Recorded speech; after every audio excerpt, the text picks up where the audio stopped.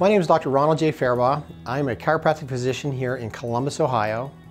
Our office focuses primarily on the treatment of chronic and difficult cases, lower back pain, leg pain, neck pain, and headaches, using state-of-the-art evidence-based technology, including common technology that most patients are familiar with in a chiropractic office, but also other technology like spinal decompression therapy that's very specialized for the treatment of disc injuries and chronic and severe lower back pain in an effort to avoid that unnecessary surgery. There are a lot of causes for back pain, but there are two primary causes. One is this disc out front, and whether it's a bulge disc, a herniated disc, protruded disc, all terms you might have heard about, the disc itself irritates or compresses that little tiny nerve root. That nerve root goes to your spine, goes down to your leg. That's the #1 cause of disability in our country. The other cause of back pain are these little tiny joints in the spine called facet joints. Those joints are the ones that when your back pops or snaps, that's what you're hearing, those little joints snapping or popping. Well, unfortunately, those nerve roots are sandwiched between that disc and those joints. So it almost doesn't matter whether it's a disc problem or a facet joint problem, you can irritate those nerve roots. On July 11th, 2011, I ruptured the disc in between my L5 and S1 vertebrae. It was very painful. On a scale of 1 to 10, I'd rank it as a 9, and I'm going to save 10 for being knifed or shot.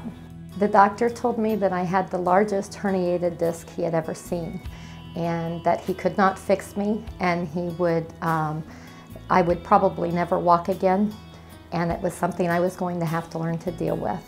I had a lot of lower back problems, and it got to the point where I could not walk, I could not sit down for a very long time, and I was referred to him by another chiropractor that thought that decompression was an option to solve my issue. Well, we started using spinal decompression therapy about 10 years ago, and I got to tell you, there's nothing in my 30 years of practice that has made more of a difference to my patients than spinal decompression therapy.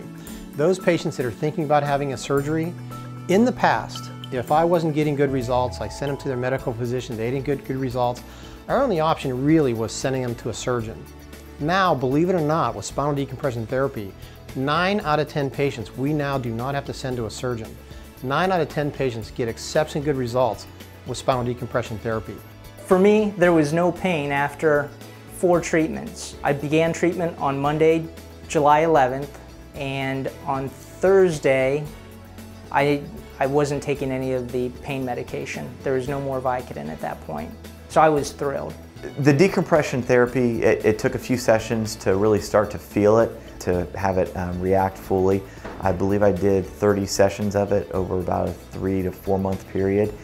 But once I was finished with that, I've been able to walk, stand up straight again, and now I've been running with friends. I've ran over 10 miles multiple times. I golf on a regular basis.